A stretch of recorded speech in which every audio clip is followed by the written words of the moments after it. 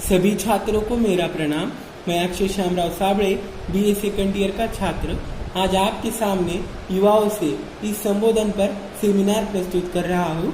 तो युवाओं से इस संबोधन के रचयिता स्वामी विवेकानंद जी है। तो पाठ की शुरुआत में लेखक परिचय अर्थात स्वामी विवेकानंद जी का जीवन परिचय देखते हैं। तो स्वामी विवेकानंद जी का जन्म सन 12 जनवरी 1863 में कलकत्ता में हुआ। उन्होंने भारतीय दर्शन, ज्ञान तथा जीवन मूल्य को संपूर्ण विश्व में प्रचारित तथा प्रसारित किया है। उनके विचारों में सदैव समता का संदेश निहित रहा है। उन्हें विश्व शांति पुरस्कार से भी सम्मानित किया गया है। उन्होंने अपने संभाषणों से अपने राष्ट्र प्रेम को व्यक्त किया है। स्वामी विवेकानंद जी एक विश्वविख्यात सन्यासी एवं समाज सुधारक थे। उन्होंने समाज में व्याप्त अंधविश्वास, कर्मकांड, अनिष्टकारी प्रथाओं तथा जात पात का विरोध किया है। उन्होंने विश्व की सारी अनिष्ट प्रथाओं को विरोध किया है। उन्होंने विश्व को मानव जाति की सेवा का संदेश भी दिया है।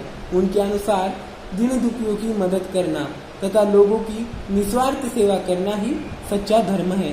समाज की सेवा करने के लिए उन्होंने रामकृष्ण मिशन नामक संस्था की भी स्थापना की थी। वे व्यापक विश्व धर्म के समर्थक थे। अमेरिका में स्थित शिकागो में संपन्न सर्वधर्म परिषद में विवेकानंद जी ने हिंदू धर्म के प्रतिनिधि के रूप में भाग लिया और 15 मिनट के भाषण से सबको मुग्ध कर दिया। स्वामी विवेकानंद जी यह भारत के एक बहुत ही प्रतिभाशाली व्यक्ति थे। उन्होंने अपने जीवन भर में भारत के मूल्य, भारत का दर्शन तथा भारत के जीवन मूल्य, ज्ञान, इस सब को विश्व में प्रसारित तथा प्रचारित करने का प्रयास किया।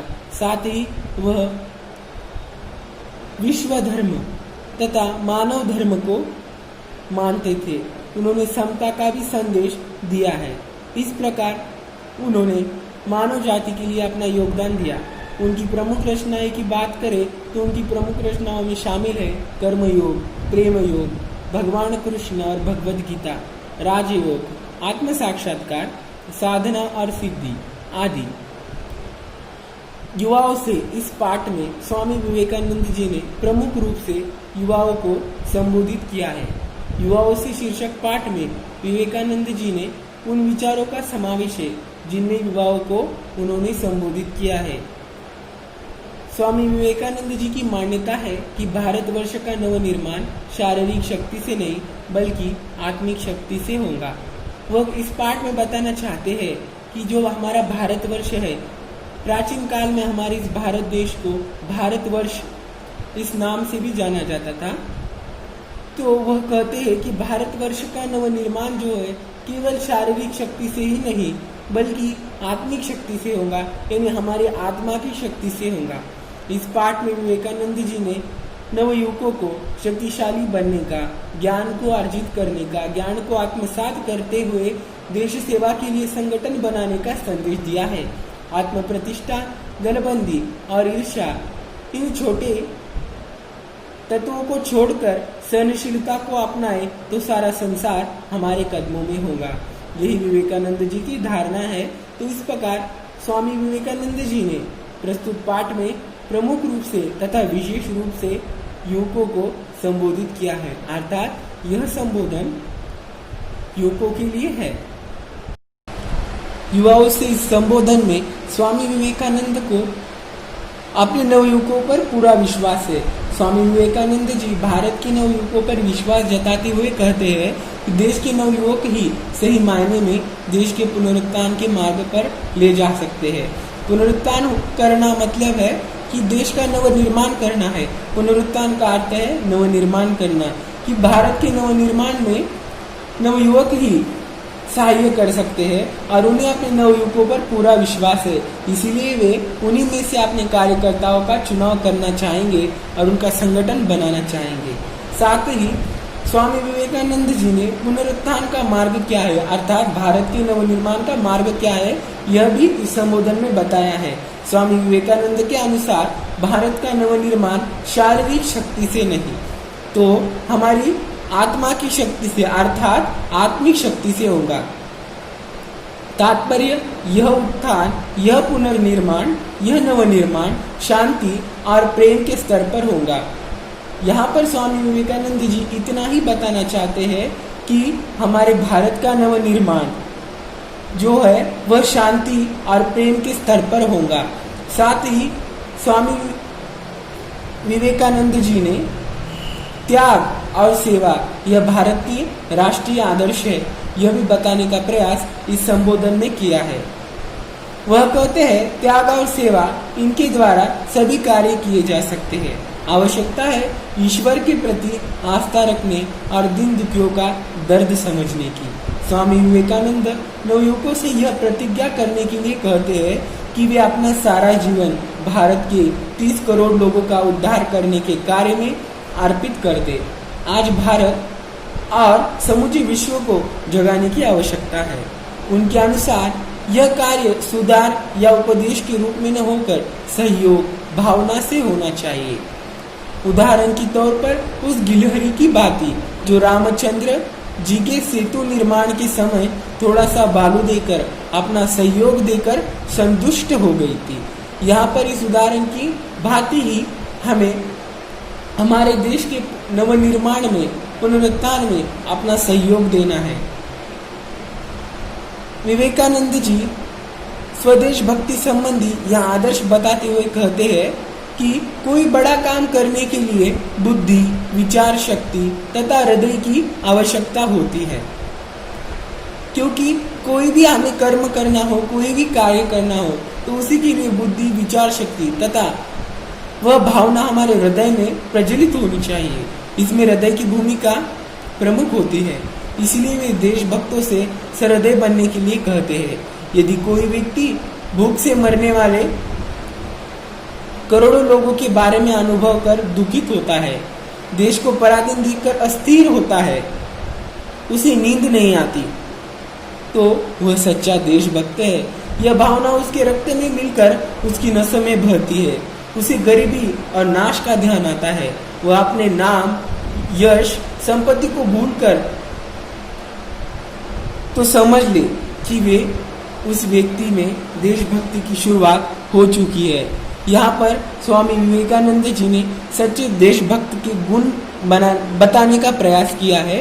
तो यहाँ पर स्वदेश भक्ति पर भी चर्चा इस संबोधन में स्वामी विवेकानंद जी ने की है। स्वामी विवेकानंद धार्मिक सम्मेलन में भाग लेने अमेरिका गए थे।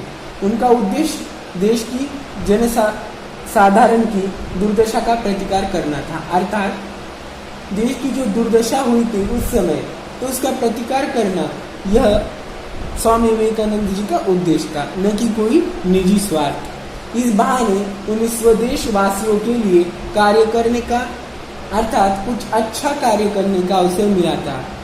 ये उनके देश हितैषी होने का पहला प्रयास अर्थात प्रयत्न था। स्वामी विवेकानंद जी ने इस संबोधन में लक्ष्य प्राप्त करने का आह्वान तथा सफलता का मार्ग, इन मुद्दों पर भी चर्चा किया है। स्वामी विवेकानंद जी कहते हैं कि देश के नवयुवकों को जगाने के लिए उन्होंने यहाँ पर कहा है कि देश के नवयुवक खुद तो जगे ही, दूसरे नवयुवकों को भी जगाए और देश के लिए प्रयास करे, वह अपने लक्ष्य पूरे करे। जब वो अपने लक्ष्य पूरे करेंगे, उसी के साथ देश का नवनिर्माण होगा, अर्थात देश का पुनरुत्थान होगा। जब तक लक्ष्य प्राप्त न हो जाए तब तक वे अपने काम में जुटे रहने का आह्वान करते रहे।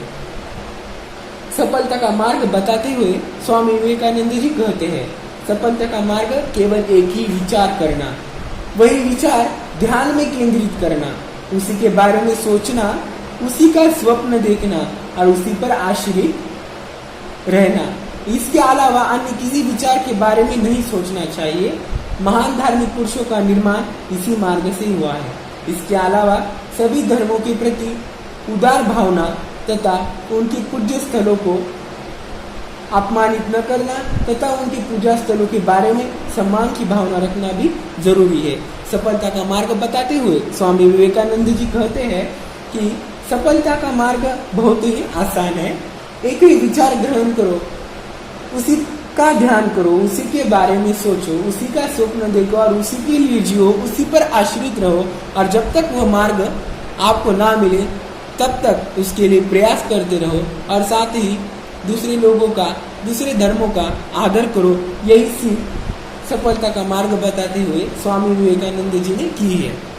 साथ ही इस संबोधन में स्वामी विवेकानंद जी ने शिक्षित तथा अशिक्षित का अंतर बताया है। वह कहते हैं कि शिक्षित कौन है। स्वामी विवेकानंद जी के अनुसार शिक्षा वह है जो आत्मसात की गई हो। यही शिक्षा जीवन निर्माण, मनुष्य निर्माण तथा चरित्र निर्माण में सहायक होती है। यदि कोई व्यक्ति केवल 5 पढ़े हुए विचार आत्मसात कर उनके अनुसार अपने जीवन तथा चरित्र का निर्माण कर लेता है तो वह अनेक ग्रंथों को कंठस्थ करने वाले से भी अधिक शिक्षित है। तो स्वामी विवेकानंद जी यहाँ बताते हैं कि शिक्षा मतलब क्या। शिक्षा वह है जो आत्मसात की गई है। कोई व्यक्ति अगर 5 पढ़ के गुण आत्मसात कर ले, उसी के अनुसार अपना जीवन बिताए, तो वह व्यक्ति उस हजारों किताबें पढ़ने वाले व्यक्ति से भी ज़्यादा शिक्षित है, क्योंकि वह उस गुणों के अनुसार अपना जीवन व्यतीत कर रहा है और शिक्षा उसने खुद आत्मसात की है। तो शिक्षा का महत्व भी इस संबोधन में स्वामी विवेकानंद जी ने बताया है। इस पाठ में स्वामी विवेकानंद जी ने संगठन का भी रहस्य बताया है। स्वामी विवेकानंद जी कहते हैं कि उनके अनुसार हमारे स्वभाव में संगठन का सर्वथा अभाव रहा है। इसका प्रमुख कारण है दूसरों के लिए ईर्ष्या। इसके लिए ईर्ष्या से दूर रहने की जरूरत है। अपने भाइयों के विचारों से सहमत होने तथा उनसे समझौता करने के लिए सदा तैयार रहना चाहिए। इसके अलावा मन में अपने भाइयों का नेतृत्व करने का ख्याल न लाकर उनकी सेवा करने का ख्याल लाना चाहिए। संगठन तभी मजबूत हो सकता है। स्वामी विवेकानंद लोगों को आत्म प्रतिष्ठा, दलबंदी तथा ईर्ष्या का परित्याग कर सहनशीलता को अपनाने का उपदेश देते हैं। तो यहाँ पर स्वामी विवेकानंद जी कहते हैं कि भारतवासियों में सदैव संगठन का अभाव रहा है और इसका प्रमुख कारण है दूसरों के प्रति ईर्ष्या, दूसरों के बात से सहमत न होना या फिर उसका विरोध करना। स्वामी विवेकानंद जी कहते हैं कि हमें हमारे भाइयों का नेतृत्व करने का नहीं, तो उनकी सेवा करने का, उन्हें आधार देने का काम करना चाहिए। तभी संगठन का रहस्य आपके सामने आ सकता है, अर्थात संगठन मजबूत हो सकता है। साथ ही वो ईर्ष्या, दलबंदी, प्रतिष्ठा, इन सब बातों को बाजू में रखकर सहनशीलता बनाने के लिए भी कहते हैं। तो इस प्रकार प्रस्तुत पाठ में स्वामी विवेकानंद जी ने प्रमुख केंद्र में देश के नवनिर्माण के लिए, पुनरुत्थान के लिए नवयुवकों को प्रेरित करने का प्रयास किया है। आशा है कि यह पाठ आपको भली भांति समझ में आया होगा। धन्यवाद।